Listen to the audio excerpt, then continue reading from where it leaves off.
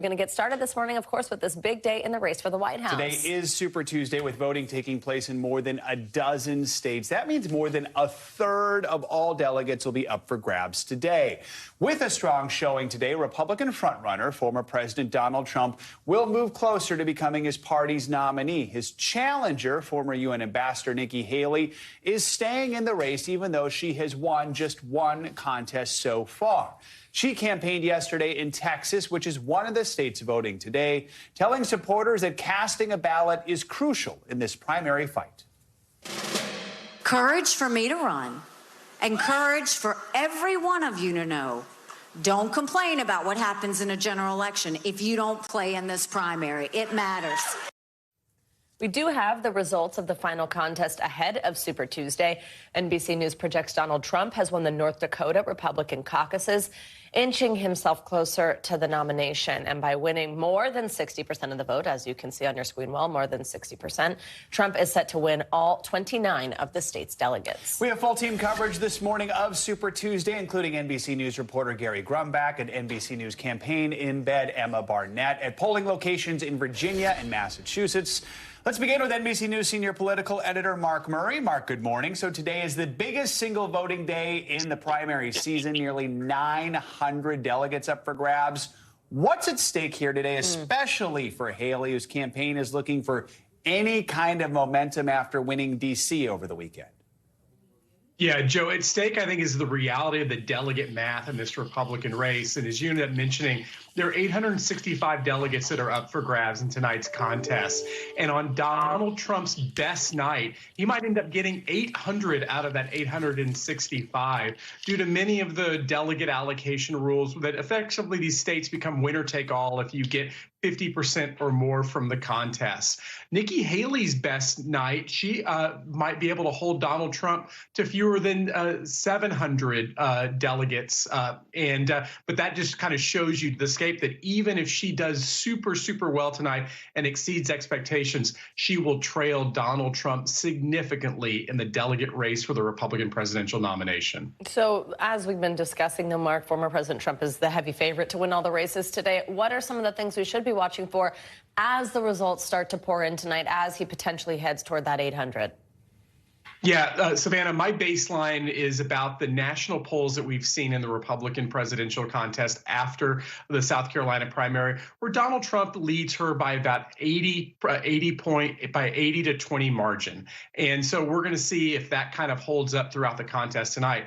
Now, there are some of these open primaries that allow independents as well as crossover Democrats to participate. And so I'm going to be looking for some states like Virginia, for example, or Massachusetts, where Nikki Haley might be able to overperform and give Donald Trump a closer contest. But overall, I think the expectation is that Donald Trump will probably end up emerging victorious in all of the contests. Those are the two states we'll check in with in just a moment. So, Mark, with every passing day, it looks more and more likely we're going to see this Biden-Trump rematch this fall. Recent polls show Mr. Trump leading President Biden. Some of those polls are within the margin of error. Will either candidate be able to really become their party's presumptive nominee after tonight? I mean, at what point could this really shift to a one-on-one general election matchup? Joe, technically, we're not going to get to that presumptive nominee phase most likely until later this month. The magic number in the Republican race is 1,215 delegates. And even if Donald Trump does super well and gets almost all of the delegates, he's not going to come close to that number. He will in the weeks ahead, however. But effectively, Joe, we have actually been kind of in this stage heading towards an inevitable Donald Trump versus President Joe Biden showdown. The math at least gets us that stage later this month. All right, Mark, thank you so much. Well, for perspective from voters, let's bring in NBC News reporter Gary Grumbach, who is in Henrico County, Virginia, which is just north of Richmond, and NBC News political embed Emma Barnett, who is in Needham, Massachusetts. Good morning to you both, Gary. I will get started with you. So Virginia has this open primary. That means voters don't have to be registered as a Republican to vote in the Republican primary. Is that expected to have an impact on the results there? Hey, good morning, guys. Yeah, voters are voting here in the Commonwealth of Virginia. Polls have been open for about an hour here. And voters here in Virginia tend to have an ability to surprise with their vote. Think back to 2021 when Governor Glenn Youngkin ended up beating out establishment Terry McAuliffe for the governorship here in Virginia. So we're looking at two places where the voters may surprise here in Virginia. First, among independents. Where do these swing voters, where do these independents end up? Because as you mentioned, it is an open primary. That means they walk into the building behind me, they pick a ballot they want to choose, whether it's Republican or Democrat, and they can be any party they want. They can then choose that ballot and pick their candidate. The other group that we're looking at is going to be among Democrats. Democrats don't have to vote for Joe Biden today. They can actually go and vote for Nikki Haley or Donald Trump or a write-in candidate as well. So we'll be looking at those numbers very closely this evening. Gary, you are in a spot where former President Trump has not typically done so well over the years. What are you hearing from voters so far there today? So we are in Henrico County. It's a little bit north of the state capital, Richmond, here in Virginia. And we are actually already heard from all three sides of the ticket here. We've heard from Nikki Haley voters. We've heard from Donald Trump voters. And I've even heard from Joe Biden voters as well. As you can imagine, what you're hearing lines up with what we've heard over the past several months. Nikki Haley voters say they want to return to a little bit more of normal and governorship and how it works there. Donald Trump voters tell me they don't believe the election in 2020 was accurate. They don't believe the election in 2020 was fair, and they want to see it become fair. They want to see the economy get better. Joe Biden voters say they like what they've seen so far. They want to see more of the same, guys. Emma, let's bring you in here. Emma, who, by the way, was on the producing team of this show and now is on this show. So you go, girl. She's in Massachusetts, where 63% of voters are unenrolled, which means they can vote in either primary. So as we've seen, this unaffiliated group of voters, that's this huge target for Nikki Haley and potentially in some places a huge opportunity for her. What are you hearing on the ground there? Savannah, that is exactly right. That 63% is key for Nikki Haley because here in Massachusetts, only approximately 8% of voters are registered Republicans. So the Haley team is looking at that 63% and are hopeful that people will choose to vote in the more competitive primary this cycle, which is the Republican primary. However, there is a caveat, and that caveat is that if you are an unenrolled voter here in Massachusetts, you're not necessarily going to be voting in the Republican primary.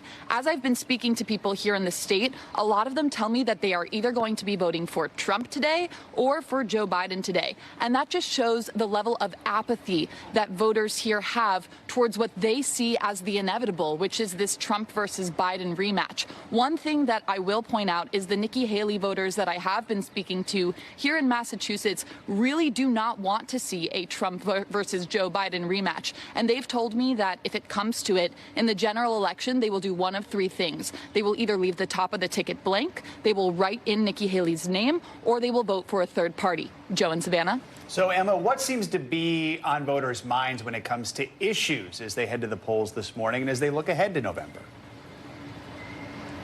Joe and I talk to voters here in Massachusetts, especially Republican voters. The number one issue I am hearing time and time again is immigration. Now, you might be thinking, well, Massachusetts is pretty far from the southern border, and geographically, that is true. However, Massachusetts is home to a number of sanctuary cities, so the migrant crisis directly impacts people here in the state. So when voters are choosing, those unenrolled, that 63% that may be choosing to vote in a Republican primary, the thought process behind that is it is a referendum against the Biden administration's immigration policies. Joe and Savannah.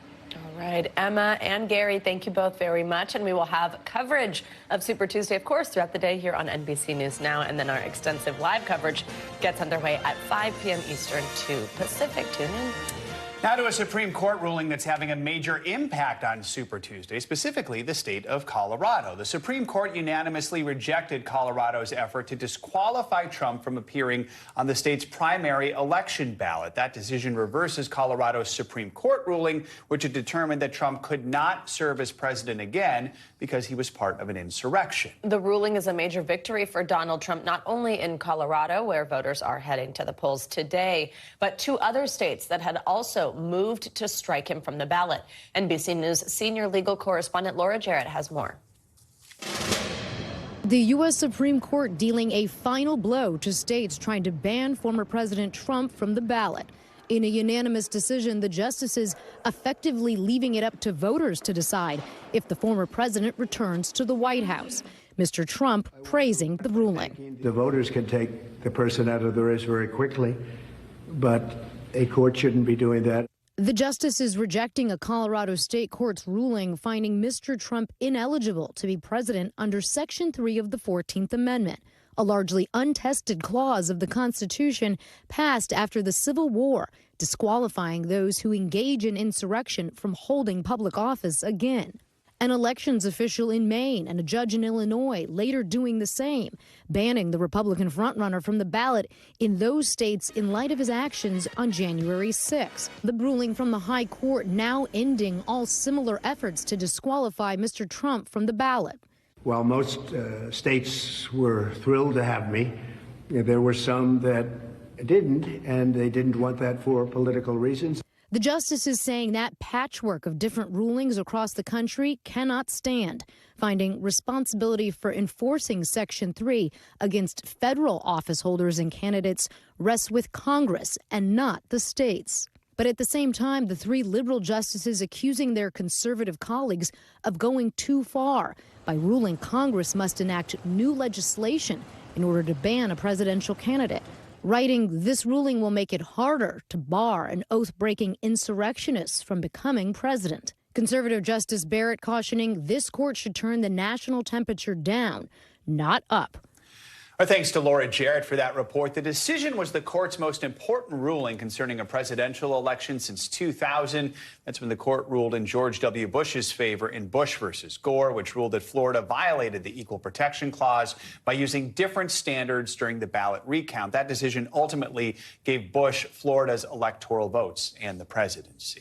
Well, the U.S. Supreme Court is temporarily blocking a controversial immigration law that was set to take effect in Texas. The Biden administration sued to stop the law. It's known as SB 4, which gives local police the power to arrest migrants who illegally cross the border from Mexico. Texas had argued the law was legal under the state war clause of the Constitution and also needed because the state's leadership believes it is effectively battling an invasion at the southern border.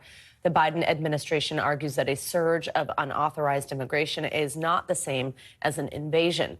The law was set to take effect on March 10th. However, the ruling puts it on hold until March 13th, giving all 9 justices more time to determine what next steps to take.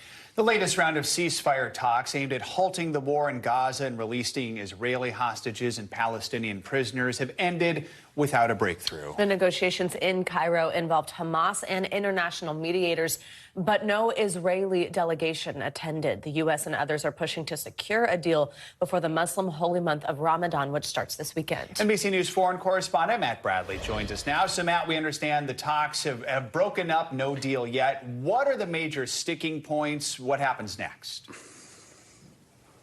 Yeah, guys, no deal. I think that everybody's probably disappointed, but probably not surprised, because this is certainly not the first false start that these negotiations have had. Ever since the last successful round of negotiations to release those hostages and release Palestinian prisoners and halt the fighting temporarily, ever since November, when we saw a week-long pause that saw a lot of those prisoners released. But, you know, a lot of the issues that you're asking about are the same ones that have persisted for the past several months of negotiations. The main one being, just now, Israel didn't attend that conference in Cairo. And the reason why is because Israel says that they need a demand answered from Hamas. That specific demand, which is actually sort of new, is saying they want a list of all of the hostages that are still alive. They want to know who they're negotiating for, whether or not the people they're negotiating for are alive or dead. And remember, there are more than 100 hostages who are currently being held in the Gaza Strip, including 6 Americans. So this is a big part of the negotiations. A lot of the hostages have been killed. We heard just a couple of weeks ago that as many as a fifth of those hostages have been killed, and it's not clear entirely why. Some perhaps by Hamas, some succumbed to the wounds that they sustained on October 7th during that terror attack that started off this latest round of fighting. Others were likely killed in Israeli attacks on the Gaza Strip, the same force that has killed now more than 30,000 people, according to the Gaza Ministry of Health. So these are issues that are still persisting because both sides are so far apart. Hamas wants a permanent ceasefire and the release of all prisoners in Israeli prisons. That's something that the Israelis have said is a non-starter. In fact, Benjamin Netanyahu has said that those demands are ludicrous. So, again, this is not going to be surprising, but disappointing that this is still not going anywhere. Guys. So, Matt, as we're well aware, as the images show, the conditions within the Gaza Strip are just deteriorating day by day. The UN's Agency for Palestinian Refugees, that's the agency at the forefront of relief work in Gaza amid this starvation that's now starting to happen there. There's some controversy here. The agency had its funding slashed by several countries, including the U.S., after Israel accused it of employing operatives from Hamas and other terror groups. The UN says it's waiting to receive evidence from Israel on the allegations. But yesterday we heard from UNRWA's chief about all this. What did he have to say? Yeah, well, he was basically complaining the same things that he's been saying for the past several months, that without this funding, particularly from the United States, which is the principal funder for UNRWA, that the Palestinian people will suffer. And even though this organization has announced that they are going to comply with the Israeli investigation into Hamas's role in their own organization, they at the same time have said, don't let the entire Palestinian people suffer because of this issue. Now, here, as you mentioned, we heard from the head of UNRWA. Here's what he had to say. Without additional funding, we will be in uncharted territory with serious implications for global peace and security. The fate of the agency and the millions of people who depend on it hang in the balance. Excellencies, UNRWA is facing a deliberate and concerted campaign to undermine its operations and ultimately end them. So all of this is counting down to Israel's assault on Rafah, which is the southernmost town, city in the Gaza Strip. Now, UNRWA and other aid agencies, other international community organizations have all warned that if this attack on UNRWA, which is where Israel says the final remnants of Hamas are living, that it could create what they're saying is a humanitarian catastrophe. And in that case, UNRWA and its funding will be needed more than ever. Guys. Matt, yesterday we reported on Vice President Kamala Harris's speech in Alabama. She criticized Israel over the humanitarian catastrophe in Gaza. Today, NBC News has some exclusive reporting about how administration officials actually watered down parts of that speech, which were especially critical of Israel. Real quick here, what can you tell us about that? Yeah, I mean, it's interesting because this was done by the National Security Council, which is, of course, part of the same administration. The fact is from our own reporting from my colleagues in Washington, they said that this wasn't a substantive shift that was imposed upon Kamala Harris's speech. It was more a question of tone. There was no policy change. There was nothing that she was going to announce about American posture towards Israel that the National Security Council walked back. But still, it does go to show that Kamala Harris did have a more forceful tone in mind, a more forceful speech against Israel, and that the U.S., which has been falling out with Benjamin Netanyahu for the past several months, decided to rein that in just a little bit. Now, whether or not the thinking is that it's best to just keep Israel on side, this is part of an evolving relationship between Washington and Israel, and one that we're going to see continue to evolve probably in the coming months. Guys. All right. Matt Bradley, Matt, thank you. Let's get to your weather now. There is a soggy week in store for the East Coast. Let's check the forecast. Meteorologist Angie Lastman's here. Angie, good morning. Good morning, guys. We've got some rain in the forecast, and this is what we're going to be watching over the next couple of days across parts of the east, as you mentioned. Here's the deal right now. Your satellite and radar showing a couple spots where we see rain. We've got one moving into portions of the northeast, places like Washington, D.C. to New York, a little soggy for this early morning commute. We've got some rain working across parts of the Midwest. You're going to see that slowly but surely work a little farther to the east as the day goes on. And down along the Gulf Coast and portions of the southern plains, we've got some more showers and thunderstorms that we're tracking through the day today.